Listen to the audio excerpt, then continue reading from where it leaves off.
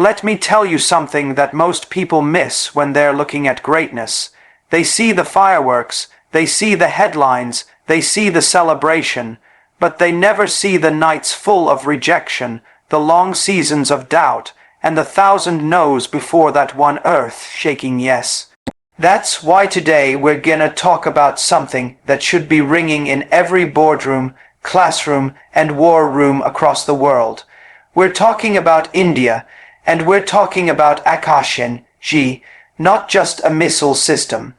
Not just another defense contract, but a statement that the world ain't ready to ignore anymore. It marked the birth of India's assertive military doctrine backed by innovation. Akash-NG is more than a missile. It is the result of a mindset shift, a declaration that India will no longer simply react to regional threats, but will proactively shape the strategic dynamics around it. For decades, India's defense posture had been that of deterrence mixed with diplomacy, leaning heavily on external partnerships for cutting-edge technology, but Akash-NG flips the script. It's not about asking for access. It's about owning the capability. It's about standing on the world stage, not with borrowed weapons, but with homegrown firepower that inspires confidence both within and beyond the borders. The development of Akash-NG wasn't just a scientific achievement, it was an expression of national resolve. India didn't build this system to show off, it built it to send a message to its own people that they are no longer dependent on anyone to safeguard their sovereignty, a message to its neighbors that strategic depth now comes with precision, and a message to the global arms industry that India has officially entered the arena not as a buyer, but as a serious sovereign seller. There's something profound about that shift. For decades, India was largely seen as a consumer of defense technology, standing in long lines to purchase systems from Europe, Russia, or the United States. Each deal was more than a transaction. It was a reminder of who held the power, of who dictated terms, of who decided whether India's strategic requirements would be met on time, or met at all. Akash-NG rewrites that reality. It tells the world that India no longer has to knock on doors. Now, doors open when India arrives. National pride is not just about waving flags or chanting slogans. It is rooted in competence, and Akash-NG is competence, compressed into a 5.5-meter tube of technological excellence, built to take down modern aerial threats, from enemy fighters to cruise missiles and UAV. It represents a sophisticated leap from its predecessor, the Akash missile system. But it's not just the specs that matter, it's what those specs represent. Every radar lock, every precision strike, every deployment capability is a testament to the minds that envisioned, designed, and built something the world respects. And it's not just India's military that feels that pride.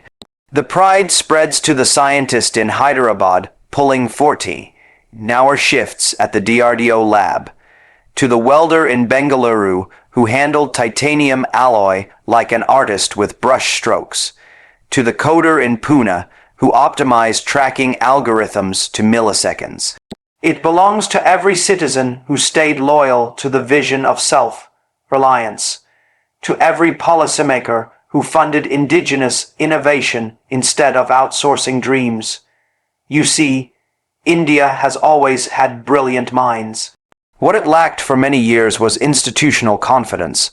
For decades, too many believed the West had a monopoly on advanced technology. The assumption was that India could imitate, but never originate. But Akash-NG is a contradiction to all those assumptions.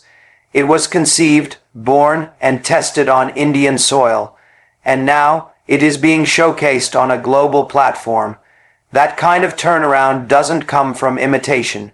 It comes from internal belief, hard-earned and deeply cultivated. And let's not ignore what this system actually does.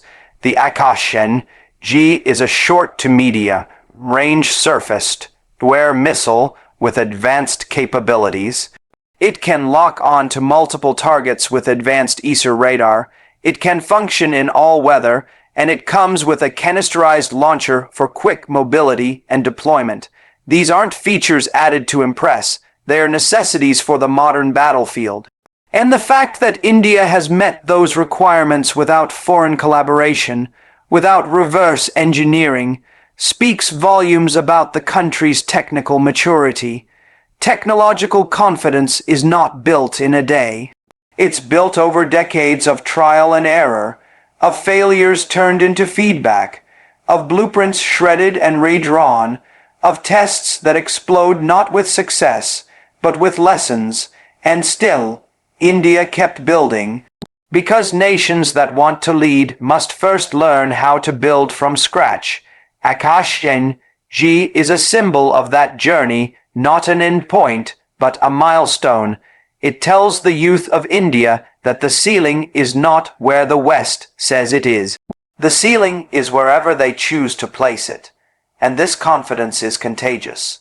When other countries see a domestically built Indian missile system passing trials, receiving orders, and getting deployed across the Indian armed forces, it changes perception. What was once third world is now third generation tech. What was once seen as an aspiring nation is now seen as a delivering one, and that psychological shift is more powerful than any missile launch. It also shifts the dynamic of military partnerships. Earlier, India entered defense talks as a customer. Now, it enters as a peer, as a collaborator, as someone who brings value to the table. This isn't just about military prestige, it's about diplomatic leverage. When you can build what others need, you change the nature of negotiation. You speak with a different tone. You walk with a different stride. That stride is now visible, not just in press releases, but on parade grounds, in international expos, in the eyes of Indian soldiers who know their arsenal was crafted by people who understand their needs. The soldier who operates Akash-NG doesn't have to learn how to adapt a foreign system to Indian conditions. It's made for them by people who know every terrain, every altitude, every enemy tactic. That's not just comfort, that's power. There's something else that makes this weapon system extraordinary. It represents a clean break from the mindset of dependency. It is one thing to buy security, it is another thing entirely to build it. When you build it, you own it, you control it. You upgrade it when you choose to, you deploy it where you want to. That sovereignty, that autonomy, is what Akash-NG brings to India's defense ecosystem, and it didn't just appear out of thin air. This was years of research, investment, and prioritization. This was made possible because a nation decided that national security could not be leased. That certain capabilities had to be developed in-house, and when that decision was made, it triggered a chain reaction. Talented graduates stopped chasing jobs abroad and started working on systems at home. Entrepreneurs started building defense startups. Universities began aligning curriculum with strategic needs, and the end result is not just Akash-NG, it's a new industrial ecosystem. Akash-NG didn't just fire a missile, it fired up the imaginations of an entire generation. And this isn't just military talk. It spills into civilian sectors. When you build high-end tech for national security, that expertise flows into AI, automation, communication systems, and space technologies. It lifts the entire technological tide. It raises the bar for Indian innovation across the board, because once you prove that you can compete in a high-stakes, precision-driven environment like defense, every other sector becomes fair game. And that's exactly what's happening. India is now moving into export mode. Countries from Africa, Southeast Asia, and even Latin America are looking at Indian systems not as alternatives but as primary options. Because Akash-NG didn't just hit a target, it hit the market with credibility. A nation that was once viewed as an arms market is now becoming a provider. That transition changes everything. When you export weapons, you export influence. You don't just sell a product. You form long-term military partnerships. You train forces. You establish protocols. You create dependencies that last decades. That's soft power dressed in como. That's how superpowers are born. Not just through GDP or population size, but through strategic leverage. And it all began with a question India asked itself. What if we stopped waiting for approval and just built our own future? That question led to action. That action led to innovation. That innovation led to confidence. And that confidence created Akash-NG. Now, the same countries that once refused to sell their best tech to India are watching India sell it to others. That's what you call poetic justice. And it's not out of spite, it's out of evolution. India didn't break the rules. It rewrote the playbook with discipline, with vision, with a faith in its own capabilities. And it's important to understand what this moment means in the global context. The world is no longer bipolar, it's multipolar, power is distributed, influence is fluid, and nations that once sat in the audience are now stepping onto the stage. India is no longer waiting in the wings. It's in the spotlight, holding not just economic cards, but technological firepower that demands respect. That respect is earned, not demanded, and Akash-NG is the kind of achievement that earns it, quietly, with precision, without noise, but with undeniable results. And what's more, it sets a precedent. It says to every Indian engineer, your work matters. To every defense scientist, your sacrifice is visible. To every policymaker, your courage to fund risky projects pays off. And to every citizen, this is your nation rising, not through borrowed capital, but through homegrown excellence. Akash-NG is not just a missile on a truck. It's a message in motion, a signal to every country, every ally, every skeptic. It says, we're here, we've arrived, and we brought our own tools. It marks a turning point in the psyche of a country that has for too long been told what it can and cannot do. It marks a break from the inferiority complex that used to limit ambition. It shatters the myth that global defense standards are beyond India's reach, because now those standards are being set in Indian labs.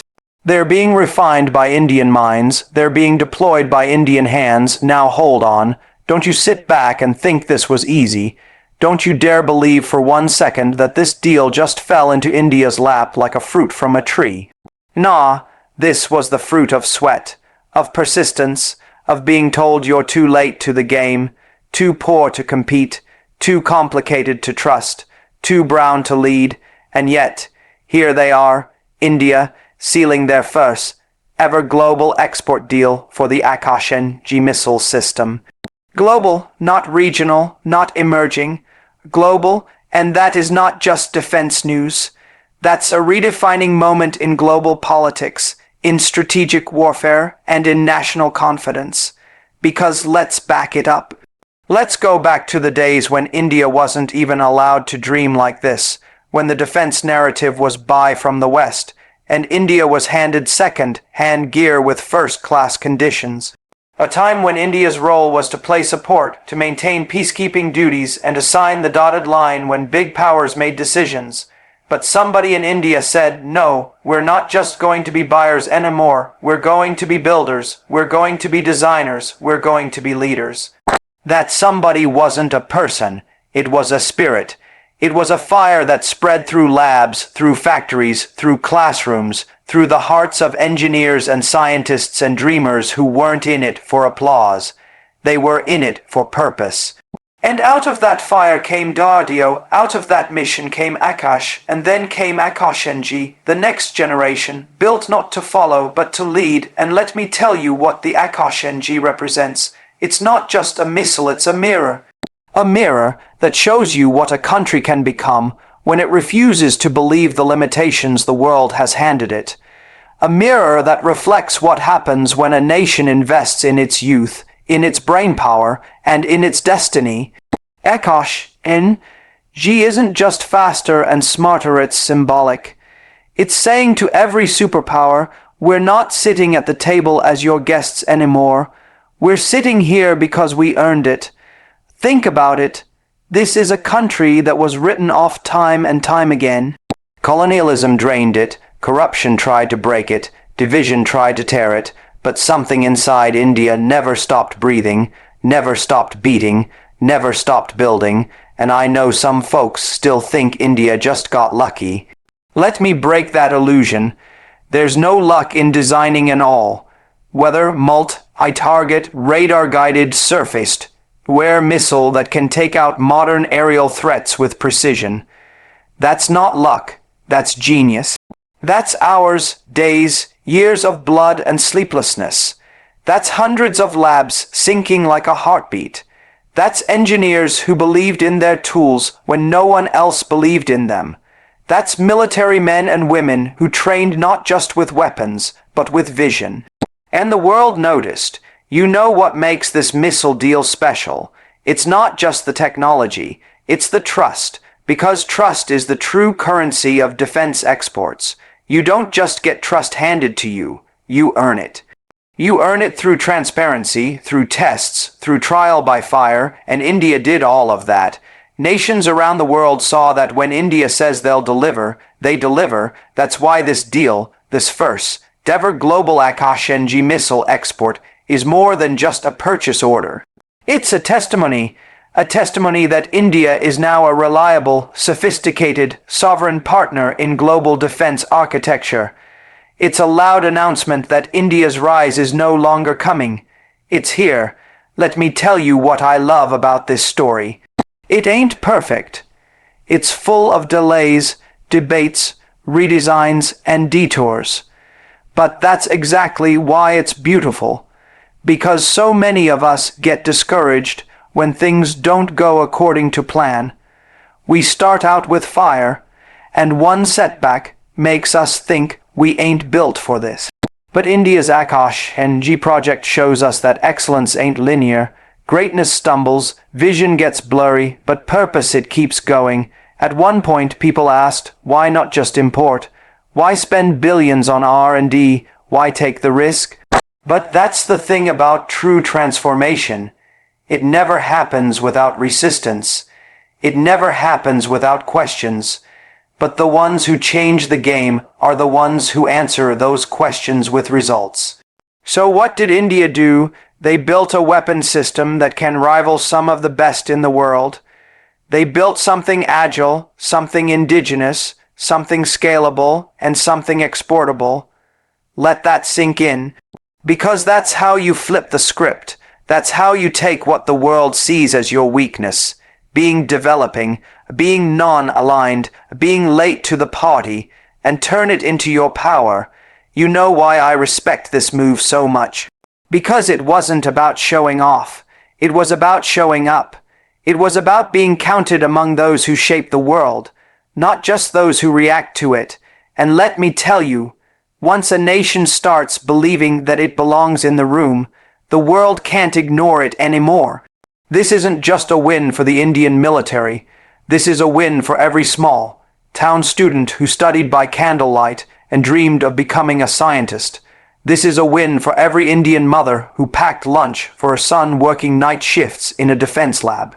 This is a win for every old soldier who believed in an India that could one day protect not just its borders, but its dignity. Akash-NG success is proof that dreams built on soil, sweat, and science are unstoppable. And for all the young people watching this, listen close. This moment is telling you something. It's telling you that you don't need to be born into wealth or handed a silver spoon to create something world-class. You just need to believe in the grind. You need to show up on the days nobody's clapping. You need to stay focused when everybody's doubting. That's how nations rise. That's how lives are changed. This deal didn't just make history. It made the future. You think the world is gonna go back to ignoring India now, after this, after seeing the precision, the performance, the potential? No, sir. No, ma'am. The conversation has changed. The roles have reversed.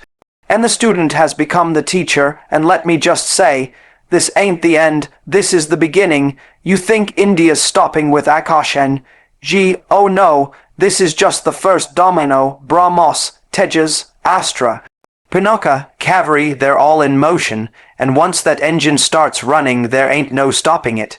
See, when a nation finds its rhythm, when it finds its roar, the world has to pause and listen, and right now India's roar is echoing from New Delhi to New York, from Moscow to Malaysia, from Paris to Pretoria, and it's not just a sound, it's a signal that the future is not just being made in labs in Silicon Valley or assembly lines in Berlin. It's being made in Indian labs, Indian factories, Indian minds. And I say to every Indian watching this, don't you ever let someone make you feel small again.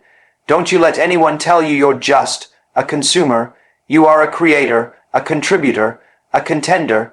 You built something the world wants. Not out of charity, but out of awe.